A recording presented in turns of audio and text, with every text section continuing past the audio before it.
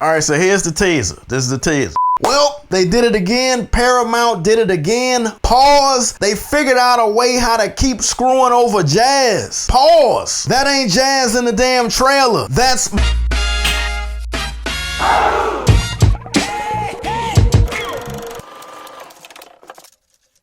What's good with the people? Welcome to the Joe Blackula Perspective presents Behind the Curtain, and I am your host, the infamous Joe Blackula. Cue my drop. Joe Blackula. Good looking out, people. Disclaimer: if you're here for the plot and whatnot for this movie, then you might as well dirge now and fade to black. I rarely change up what I'm doing, but at the same time, I am trying to develop and establish a template that works best for me because the editing process is tedious and takes a lot of my time. And I'm really going to be talking about my history as far as the Transformers franchise in its entirety, and I'm going to be nitpicking about a bunch of other stuff. Dig.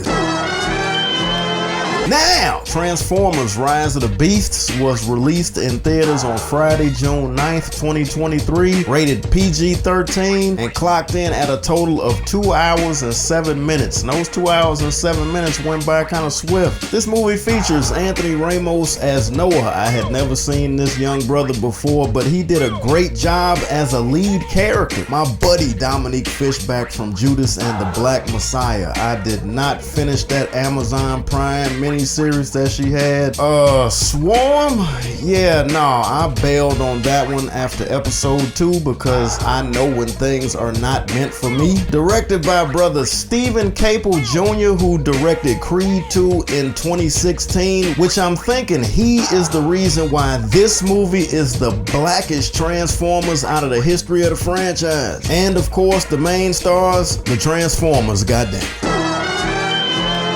So look, these damn robots have been in my life since they first hit the shelves in 1984. I was 9. My first Transformer was Starscream. Got them from the Toys R Us on 91st and Commercial in Chicago with my cousin Sebastian. I'm thinking all in all that I may have owned maybe 15 Transformers in my lifetime because those damn things were not cheap. I've seen all of the 6 prior movies, including Bumblebee. Saw the original Transformers, the animated movie, in August of 1986. Saw it at the Hyde Park Theater in Chicago once again with my cousin Sebastian. I'll never forget the fact that it was a double feature. They don't do that anymore. And that we had to see the movie Running Scared before we were able to see Transformers, the animated movie. I was salty, but Running Scared was a great movie, still one of my favorites. I am absolutely not talking about the Paul Walker version. I refuse to watch that one. I'm talking about the Billy Crystal, Gregory Hines version, set in the ugly-ass 1985 version of Chicago, you dig. I was raised on the G1 version of the cartoon, obsessed with it. I bought the DVD box set back in the early 2000s. I've seen most of the animated series that they keep coming out with, but I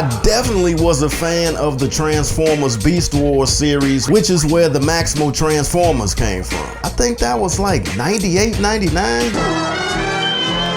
The plot, I'm kind of foggy on it, but some of the same old same. There's a space key that's on Earth. Unicron needs the key so that he can move around in the universe the way he wants to and eat planets in the universe because that's what he does. It honestly seems like I've been there before. There's a human story, same humor. The Autobots, the Maximals, and the Terracons. The Terracons in this movie were the goons for my man Unicron.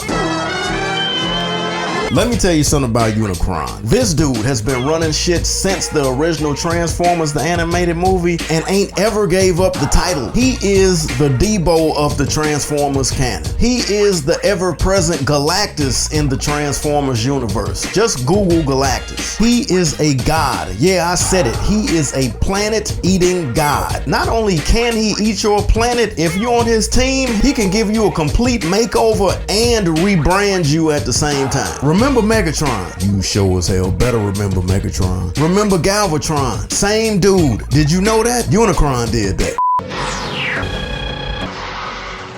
Behold, Galvatron. When I said earlier that this movie was blacker, I'm speaking blacker as far as the culture is concerned. Or at the least, like Reg said, this movie ain't as white as it usually is, and I'ma fling the appropriate credit at the director Stephen Caple Jr. for that one. Good looking, fam, because we did not need any more coon bots and whatnot. I never got over those two Amos and Andy damn Autobots from the second Transformers movie. What are we gonna do with this shrimp taco? No, just bump a cap in his ass, throw him in the truck, and then nobody gonna know nothing, not me. Yeah, not in my trunk. Why don't you get a haircut with your bitch ass? As well as how they had my man Jazz Coonan in the first one. Negro, please, cue Kylie G. Trash.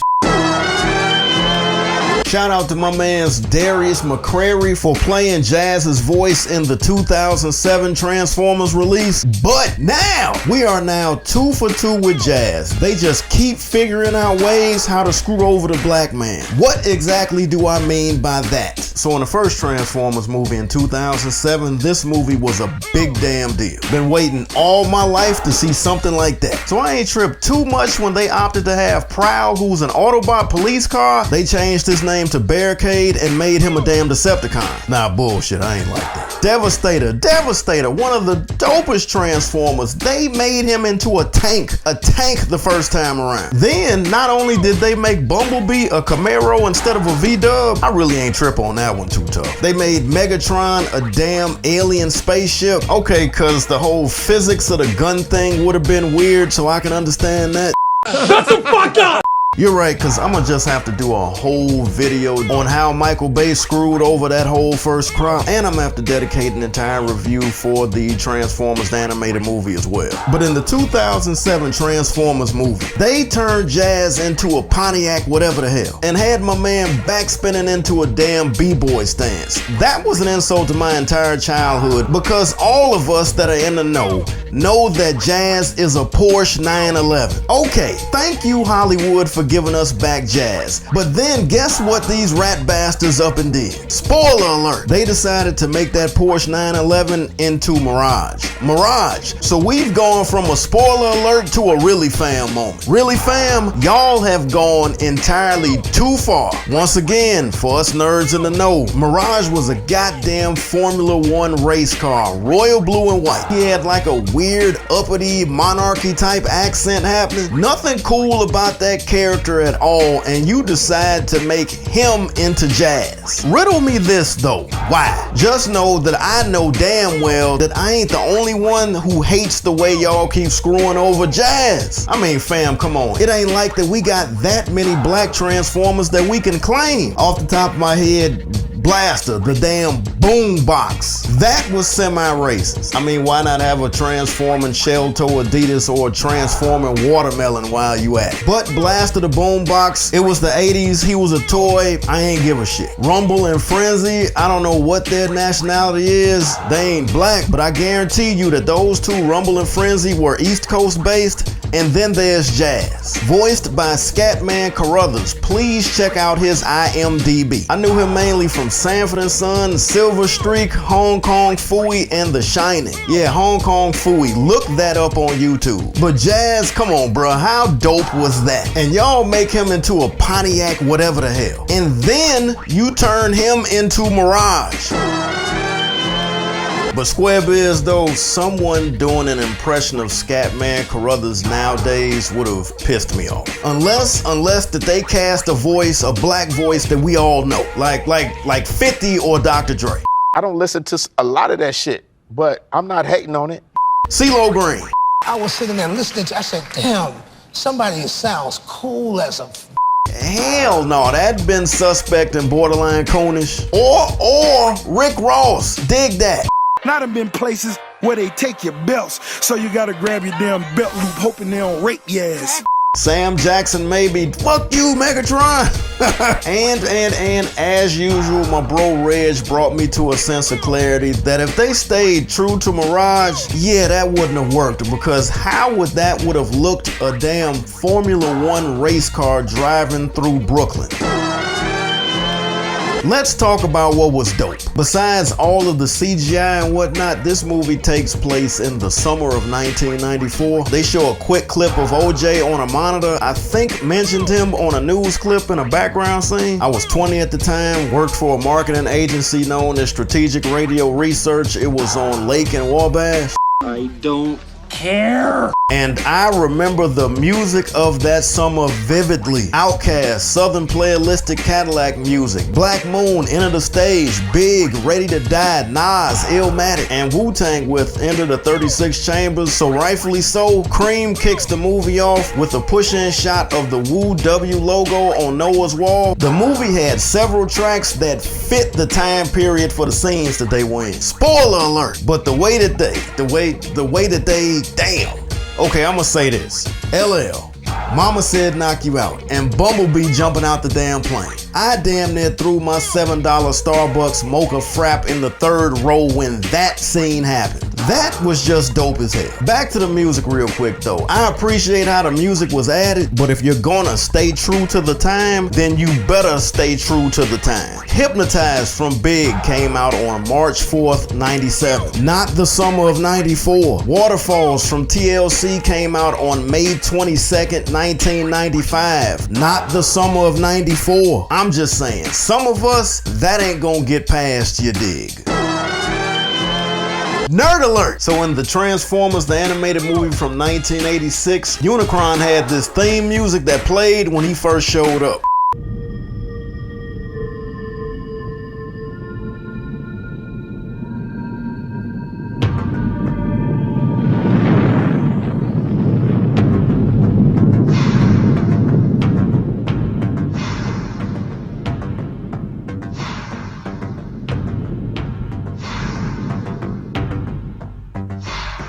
I will never forget that music. Actually, off the script, I remade that track. I remade it for WAP. What's the name of that damn song? Chicago Champ.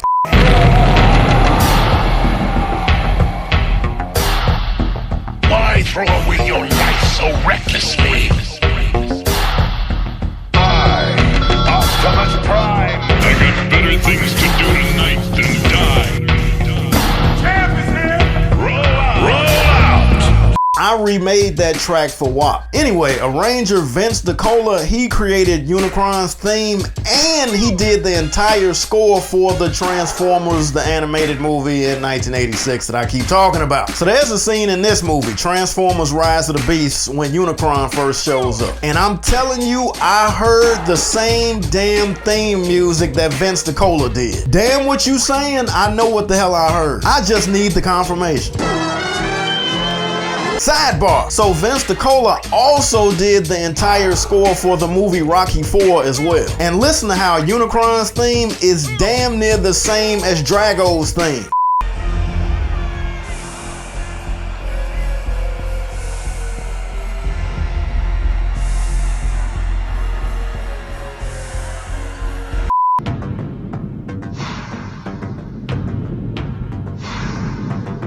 I wonder if Van DiCola just figured, ain't nobody gonna pay that no mind. Ain't nobody gonna catch that. Once again, I'm just saying, some of us that just ain't gonna get past, you dig.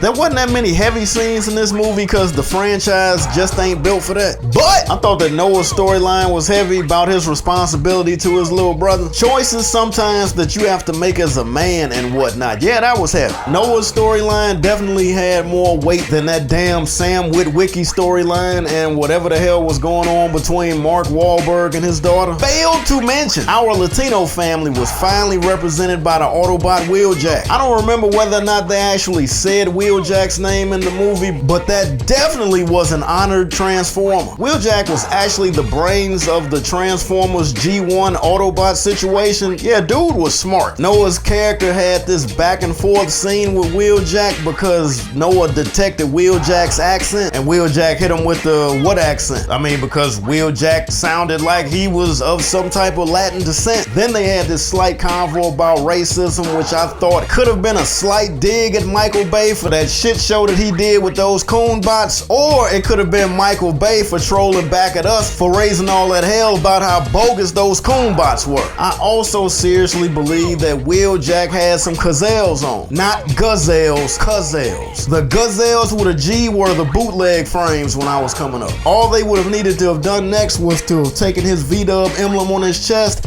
and to put a gold chain on. That either could have been paying proper homage to Mike D, or that could have been perceived as trolling the hip-hop community. It is a fine line. In conclusion, okay, look, man, I'm aware that I am very, very overly sensitive when it comes down to my childhood items. Be it the toys, the cartoons, the music, hindsight is always going to be 2020, and I may have been a tad bit heavy-handed when it came down to this review, but yeah, damn that. I just want them, corporate America, to stop acting like it ain't a gang of us that ain't been down since the genesis of it. Damn the movies right about now, I'm talking about the toys. I know what the hell I went through to get them. I either earned them from my parents. Wait a minute, what the hell am I talking about? You damn right I earned them from my parents because they were too damn big to try to steal out of Toys R Us or Zare back then. But look, I'm saying this belongs to us, the 80s babies, and we have a right to bitch, complain, piss, and moan when y'all keep altering our childhood items like y'all adjusted a hem in some damn pants or something. But I see the progress that y'all have made since 2007 with the franchise. Also, I dug how y'all kind of grafted in that other Hasbro franchise at the end of the movie. That was another moment when I could have thrown the rest of my mocha frappuccino up in the fourth row, because that's another one, another part of my childhood that, oh my God, what they've done to that one, words, I ain't even got no more of them left. But if y'all are able to work that demo into the Transformers, then y'all will definitely keep me around. Me and others of the same quality. And as long as this one brings in the bread that the other ones have brought in, then they'll keep on running them into production, and I'm with it. Just come on, man. Jazz. BTW, I was talking about G.I. Joe. The first two movies were trash. Q Kylie G. Trash. I was on the fence with the movie Snake Eyes, but yeah, that was borderline trash too. Trash. Like, love, hate, or debate. I finally decided to change this part of my review to like, love, hate, and debate, because I definitely didn't love this movie. It did not leave anything for my memory to retain. Basically 24 hours later, and what happened? I really don't remember the major plot points of the story. Like, Reggie told me that one of the Terracons died. I'm like, really? I don't remember that. And that Terracon was a major dude. That ain't good. If I loved it, then I'd remember that. And I ain't hate it because I've been able to find all of the movies in the franchise tolerable would be the appropriate word for me to use. But what they did to Galvatron and that other one, man, Q Kylie G. Trash. Trash. Trash! It'd be safe for me to say that this movie was debatable, as I find myself finding all things these days, you dig. Off script, today is Sunday, August the 6th, 2023. I started recording this the day after the movie came out. I am completing my recording today. The movie debuted on Paramount Plus. I don't remember what day it was. I'm gonna add it as a lower third, but I think it's either been out 1 week or 2 weeks at this point. Here's something that I have to say about the movie. If it was better than what it truly is, I would have wanted to have watched it again by now. I have not wanted to do that. But honestly, in retrospect with these movies these days, once they leave the theater and hit the streaming services, I'm not in that much of a hurry to watch them. Is that a reflection on the movies, or is that a reflection on me? Or is it a reflection of both? How many black fists? 3 out of 5, right down center field. And one of those black fists is strictly for the music alone. That's it. All right, people, let's put a bow on this one because it is officially a wrap. Please like, share, subscribe, text 10 people to text 10 people, and whatever it is, whatever you think, comment below and let a brother know, and I will holla black in a few ticks. In a minute, people.